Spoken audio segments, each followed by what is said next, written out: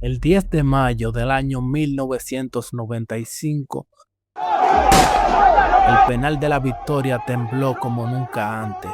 Ese día no cayó cualquier preso, cayó Dani 45, el hombre más temido y respetado de todo el sistema penitenciario dominicano. Nadie pudo matarlo de frente, ni los tigres, ni los rivales, ni los guardias, ni siquiera los que juraron que lo iban a tumbar. Tuvo que caerle toda la cárcel encima.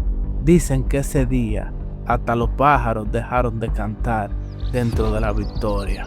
Pero para entender cómo un solo hombre puso de rodillas a todo un penal, tenemos que retroceder exactamente 55 días antes, porque el 16 de marzo del año 1995, Dani decidió que la Victoria ya no era del gobierno, sino que era de él. Hoy salimos de la comunidad, de nuestras casas, para buscar a los que estuvieron ahí, a los que todavía respiran y cargan con esa historia en la piel.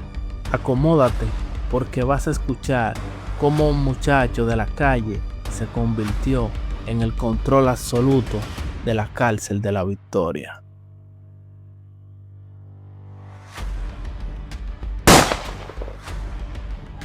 Cómo Dani 45 se convirtió en el preso más respetado del sistema penitenciario dominicano. Cómo han pasado 31 años de su muerte y todavía su nombre se recuerda en los penales y en los barrios. Acompáñame en este viaje. El día de hoy, yo, el enmascarado de la calle, te voy a contar cómo Dani 45 tomó el control de la Victoria. Así que acompáñame en este viaje. En el año 1993 y mediados del año 1994, Dani 45 salió de la cárcel de la Victoria gracias a un indulto presidencial. Desde el año 1 es una realidad. El dinero lo mueve todo. Y después de tener encima 2 condenas de 30 años y otra de 15 años, Dani, contra todo pronóstico, volvía a pisar la calle. Pero Dani tenía padrinos, compadres en la calle, a los que les debían favores muy grandes.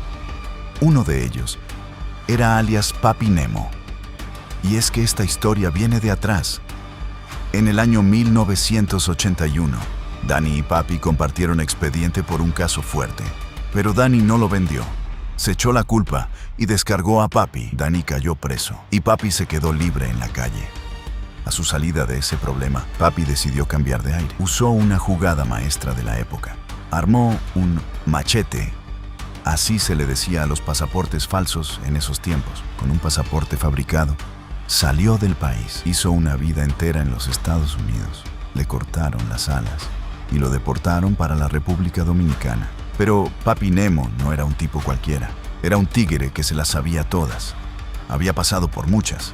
Fue hasta luchador de lucha libre y, sobre todo, antes de salir del país, era un componente leal de Dani.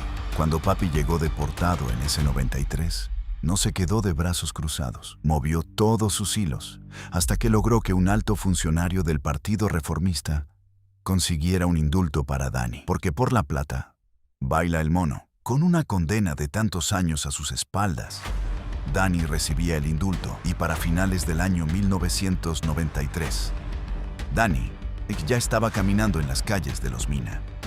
Cuando pisó la calle, el cambio fue drástico. Fue exactamente como cuando le quitas el collar a un perrito bravo, que empieza a dar vueltas y a andar buscando qué hacer. Pero Papi lo frenó en seco y le dijo: compadre, no se deje ver mucho, que el trabajo aún no está hecho. Aquí usted nunca podrá hacer una vida. En Estados Unidos, sí. Así que de inmediato empezó el proceso, buscando un pasaporte con identificación cambiada para mandar a Dani para los Estados Unidos. En esos tiempos, era una práctica muy común en el barrio, pero la migración por esta vía se volvió algo tan preocupante y sonado que el mismísimo presidente Bill Clinton ordenó una resolución estricta. Solo se aceptaban pasaportes con 6 meses de antigüedad. Y el pasaporte arreglado de Dani No tenía ni 2 meses. Llamaron a papi de urgencia y se lo dijeron claro. Se cayó la vuelta. No se puede hacer nada. Cuando Dani vio que no se podía ir, que se iba a quedar estancado en el barrio, esto lo cambió todo. A Dani se le metió el diablo. Él, simplemente, no se podía estar tranquilo. Una tarde, a eso de las 6, están sentados tranquilamente en una esquina de Los Mina. De repente, Dani se levanta y dice: vengo ahora.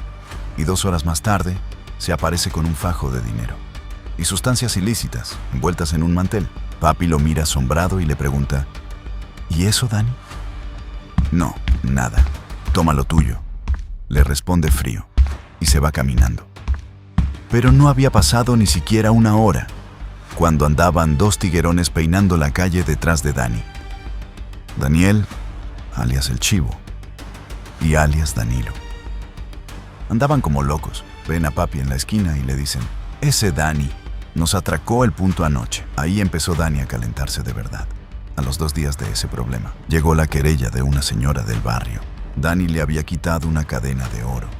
No había pasado ni una sola semana de libertad. Y papi ya estaba aconsejando a Dani: loco, tú tienes 1 mes y días en la calle y te estás calentando demasiado. Pero mientras papi le hablaba, llega alias Felo, se frena en un motor, lo mira y le dice: dime. Que lo que, Dani, te tengo una vuelta, manito. Tú vi ahí en la esquina donde yo concho. Ahí está el negocio del chino. Cada vez que la luz se va, él sale para afuera, prende la planta y deja la joyería abierta. Tú te metes, quita cadenas, quita anillos, quita todo y me saca lo mío. ¿Qué lo que? Cuando escuchó eso, se le dibujó el símbolo de dinero en los ojos y aceptó de una vez. Y como en los años 90 la luz se iba a cada rato, a eso de las 7 de la noche, el barrio se quedó completamente a oscuras. Se fue la luz. Ya Dani estaba ahí, agachado en las sombras, listo y esperando. Cuando el chino salió confiado de la joyería a prender la planta eléctrica, ¡sorpresa! Dani le salió de la nada, lo apuntó y se llevó todo el oro del local. A eso de las 8 de la noche, llegó donde papi con el botín en las manos. Compadre, coja la cadena que usted quiera. Atrás llegó Felo cobrando lo suyo. Ten, dame mi parte. Dani, con apenas 2 meses en la calle, estaba más caliente que un anafe. Para colmo, se metió de vaqueo en un punto de sustancias nuevo. Ya en el barrio solo se escuchaba un solo nombre: Dani, Dani, Dani. Nadie podía hacer un jolopeo, nadie dejaba de pagar, hasta que llegó el día triste, el día de cuadrar cuentas. Los capos del punto fueron a entregarle el semanal a los miembros de la uniformada, pero el dinero no estaba completo. Fueron los mismos capos los que le lloraron a la policía y le dijeron: miren, las ventas bajaron. Lo que pasa es que Dani tiene a la gente asustada en el barrio. Cuando los uniformados escucharon eso, la respuesta fue rápida: pues entonces hay que salir de Dani, hay que sacarlo de la jugada. Le montaron una trampa, lo atraparon con un tabaquito, le armaron el expediente y por eso lo mandaron derechito, otra vez, para la Victoria. Para los años 90 había un juez llamado Severino y este hombre era el terror de los tigres, porque cuando le llevaba a un acusado por posesión de sustancia, no importa la cantidad, sea mucha o sea poca, él lo condenaba a 20 y 10 años como si no era nada. Y lo peor era que en ese tiempo, por posesión de sustancia, no aceptaban fianza. Dani volvía al penal de la Victoria, la cárcel que dominaba el coronel Benito Díaz Pérez a su antojo, dándole unas pelas a los presos tan y tan fuertes que muchos murieron por traumas internos. Como le decían en esos tiempos en el barrio, lo malogró. Dani, desesperado, le mandaba cartas a papi Nemo: mira a ver qué puedes hacer, sácame de aquí. Pero cuando papi le hablaba a su gente para mover los hilos, la respuesta era corta: no, papi, si es por sustancia, no se puede hacer nada. Para esos años, estar en la Victoria eran tiempos muy difíciles. El coronel Benito Díaz Pérez dominaba la cárcel con puño de hierro.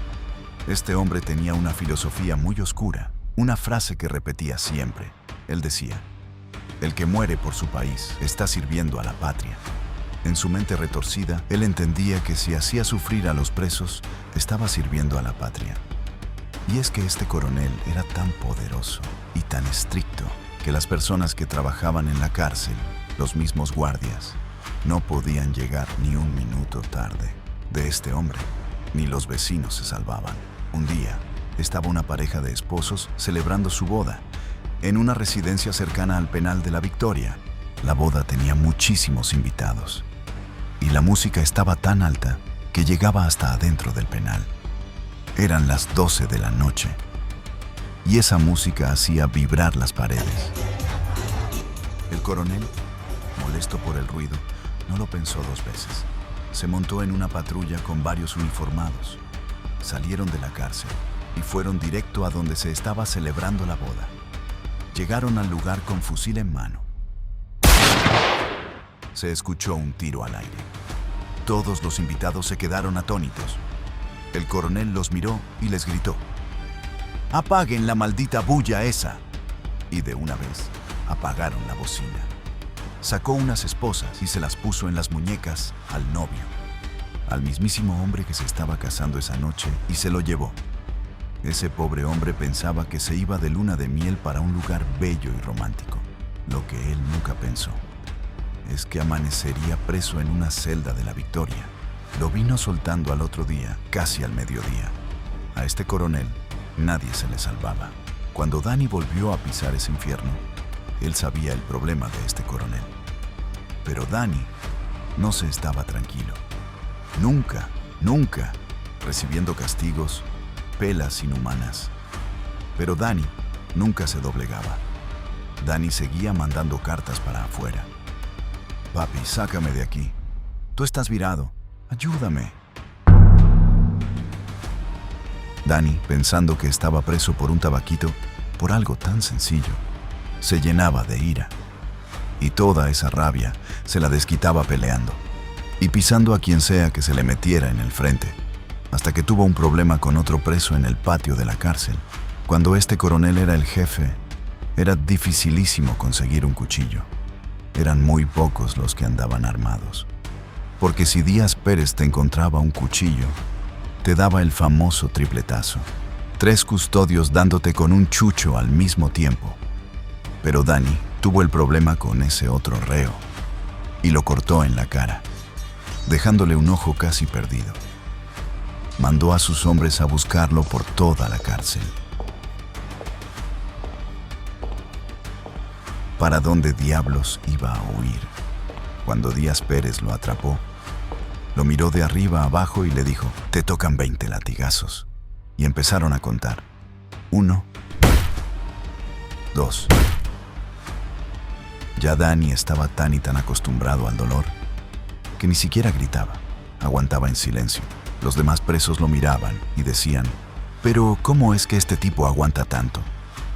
Cuando la cuenta iba por el 19, el custodio seguía repitiendo el número por maldad. 19, 19. El 20 no llegaba, hasta que por fin soltaron el número 20. Ya a este punto, Danny estaba totalmente desconectado del dolor. Con Danny 45 pasa lo mismo que sucede en muchos hogares, donde los padres entienden que con violencia y con castigo pueden cambiar la conducta de un joven. Gran error. Ya Danny 45 no sentía, no padecía, no sabía lo que era dolor. No sentía nada. Ningún golpe le causaba dolor. Era como si estuviera completamente anestesiado por dentro. Después de esa brutal pela, a Danny le prohibieron ponerse poloché. Tenía que andar siempre sin poloché, como una medida de seguridad estricta para que no pudiera esconder un cuchillo en su ropa. Pero el coronel Díaz Pérez seguía abusando de su poder. Dejaba a los presos casi inconscientes de las pelas y empezaron a morir muchos, días después de recibir el castigo por los golpes internos. Pero fue tanto el abuso, tanto el caos y tanta la violencia extrema, que los derechos humanos tuvieron que intervenir de urgencia y lograron sacar a este coronel de la cárcel. Los presos celebraron, pensaron: por fin se fue Satanás. sin saber que, aunque Díaz Pérez ya no estaba, la opresión y los abusos de los custodios del penal iban a seguir intactos. Ya el coronel no estaba en la cárcel, pero seguía la misma presión, el mismo abuso. Todo, absolutamente todo, lo prohibían. No existía derecho ni dignidad. Y al ser humano le puedes quitar todo, todo, menos la dignidad. Ya los presos se estaban cansando del abuso y de las golpizas. Estamos presos, pero no toleramos estos abusos. Era una ola que poco a poco se estaba gestando. Estaban apretando la tuerca, y cuando aprietas mucho una tuerca, fácilmente se rompe. Y era tanta la presión de las autoridades que los presos se estaban cansando. Prohibieron todo, hasta el juego de dados, de las pocas cosas que entretenían a los presos. Pero Dani era alguien a quien no le podías decir qué no hacer. Dani seguía jugando dados de manera clandestina, hasta que llegó a oídos de los custodios y salieron por él. Hoy vamos a hacer un ejemplo con Dani. Vamos a darle un castigo que jamás olvidará. Le vamos a dar tan duro que la piel se le desprenda de los huesos, para que los demás, pues, nunca intenten desobedecernos. Vieron a Dani cerca del callejón y salieron tras él. Dani corrió, sabía que le tocaba un castigo, pero tropezó. Cayó y lo agarraron. Míralo ahí, se lo llevaron. Ese día se pasaron de castigo. Le dieron 100 latigazos y lo entraron para la celda de castigo. La celda llamada El Horno, lleno de heridas, maltratado. Muchos pensaron, está muerto. Nadie sobrevive a eso. En esa celda de castigo, lo más normal era que muriera o que se infectara con tantas heridas abiertas. Le tiraban la comida, como si fuera un perro. Dani se rompió en su interior. Dejó de sentirse un ser humano y se convirtió en una bestia. Le crecieron las uñas. El sudor y el polvo crearon escamas en su piel. Mientras Dani estaba en ese infierno, en el penal, había muchísima tensión. Los presos estaban cansados, hartos de tanto abuso, hartos de tanta presión. Y es que los militares tenían un negocio con los presos. Tenían un almacén llamado La Barra, que tenías que comprarle solo a ellos. Y carísimo. En los días de visita, no dejaban que te llevaran mucha comida, porque obligado había que comprarles a ellos. Poco a poco, la Victoria era un infierno, hasta que llegó el día donde los presos se cansaron del abuso y de la opresión. Así que, el 16 de marzo del año 1995, a eso del mediodía, un custodio le dijo, por una falta sencilla, a un preso llamado Ploplo: «Oye, Ploplo, acuéstate». Así decían esos custodios cuando le querían dar una pela a un preso. «Acuéstate ahí». Tenías que acostarte boca abajo y aguantar los golpes que esos abusadores daban, pensando que así podrían tener el control, no sabiendo que cuando aprietas mucho una soga fácilmente se puede partir. Ploplo lo miró y le dijo: «No, no me voy a acostar». Y el custodio, cegado por la ira, le dio con una macana en la cabeza. Ploplo, con la cara ensangrentada, voceó con todas sus fuerzas: «Ahora o nunca, ya está bueno del abuso». Y todos los presos, cegados, se rebelaron.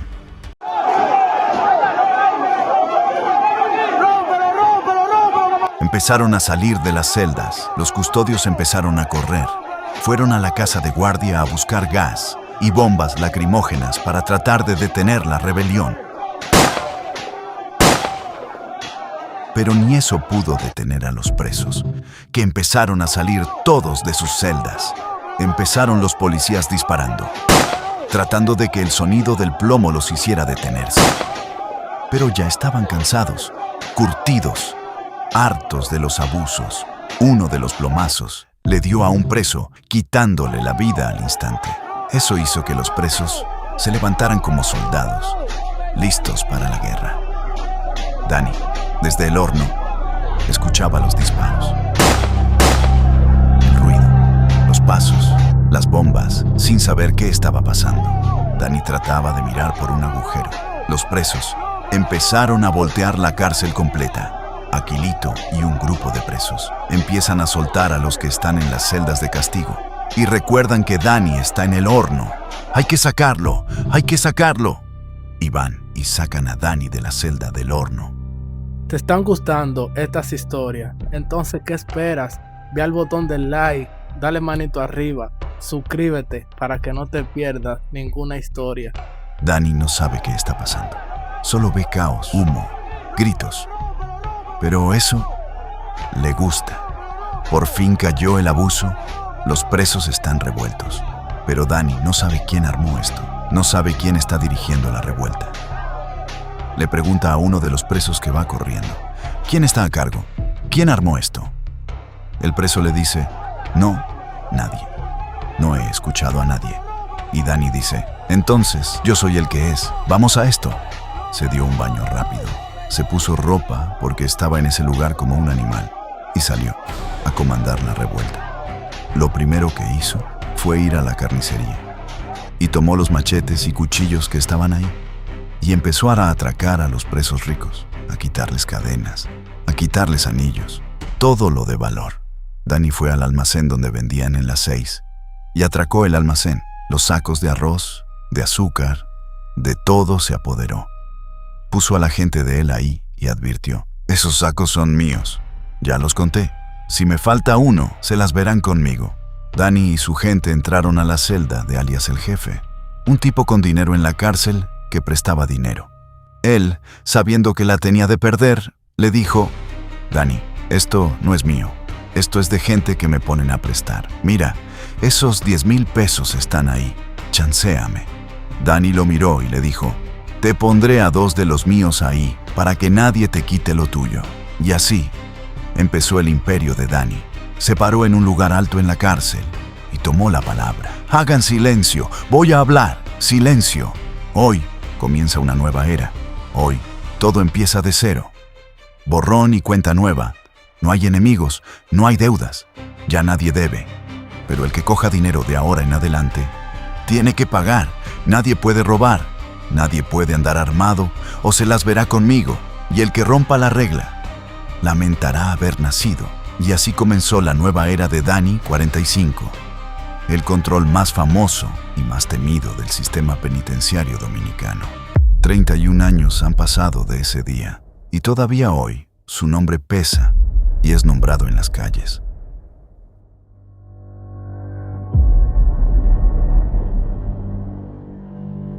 Y así llegamos al final de este video, pero no al final de esta historia. En este capítulo pudimos ver cómo Dani 45, de ser un sufrido, un golpeado en las cárceles, se convirtió en el control absoluto de la victoria. Pero el problema es que a veces el control y el poder trae la muerte. Y eso es lo que veremos en el capítulo de mañana, cómo terminó la vida de Dani 45.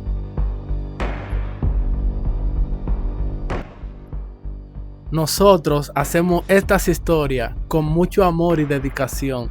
Así que si esta historia te gusta, ve ahí a los comentarios y dinos qué tanto te gusta la historia. Quiero decirle a los jóvenes, ustedes que ven nuestras historias, que estas historias las contamos con el objetivo de que ustedes se miren en este espejo, para que ustedes no repitan esta historia. Mira cómo terminó Dani. Mira cómo terminan las personas que escogen el lado opuesto a lo correcto. Joven, abre los ojos. Estás a tiempo. Siempre hay tiempo para cambiar. Dice la Biblia, hay caminos que al hombre le parecen derechos, pero su final es camino de muerte. Así que obedece a tus padres, a tu madre y haz el bien. Familia, así nos despedimos y nos vemos mañana en el próximo capítulo. No olviden darle like y suscribirse.